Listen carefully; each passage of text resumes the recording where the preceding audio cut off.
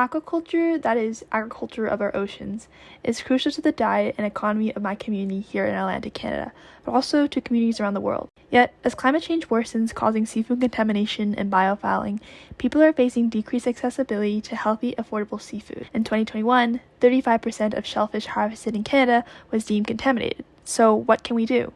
Well, my name is Emma, and I'm a grade 12 student from Halifax, Nova Scotia who hopes to pursue a career in engineering and physics.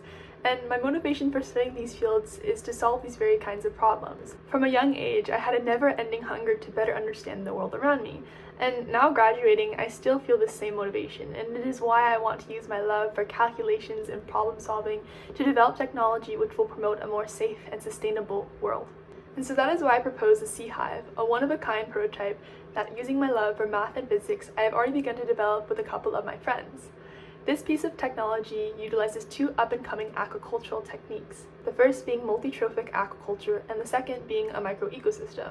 Simply said, multi-trophic aquaculture is the concept of growing various species in the same environment so that they feed off each other's wastes and are able to maintain a healthy, well-balanced environment. And a microecosystem is exactly what it sounds. It's doing this in a scaled-down environment. And so this prototype harnesses the natural power of the ocean, opposed to, say, off-water shore tanks, which require tons of money, infrastructure, and energy to fully maintain. Moreover, our prototype does not leave shellfish vulnerable to predators and parasites, which is often the case for suspended aquaculture systems.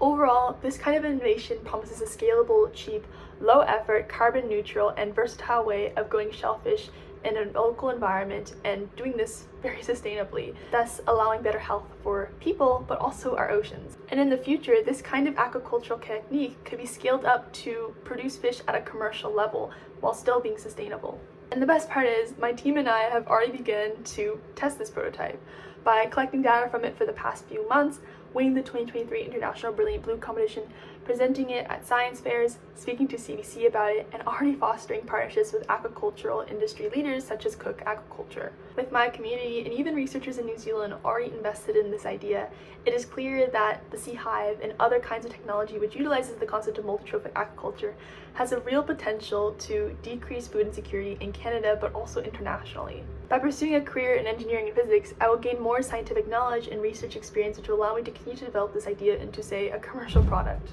Given that food insecurity is an injustice which impacts millions on a global scale, both when it comes to their physical and mental health, it is crucial that scientists look into new aquacultural techniques such as multi-trophic aquaculture and microecosystems, which would allow us to harness the power of the ocean in this modernizing world and thus end food insecurity.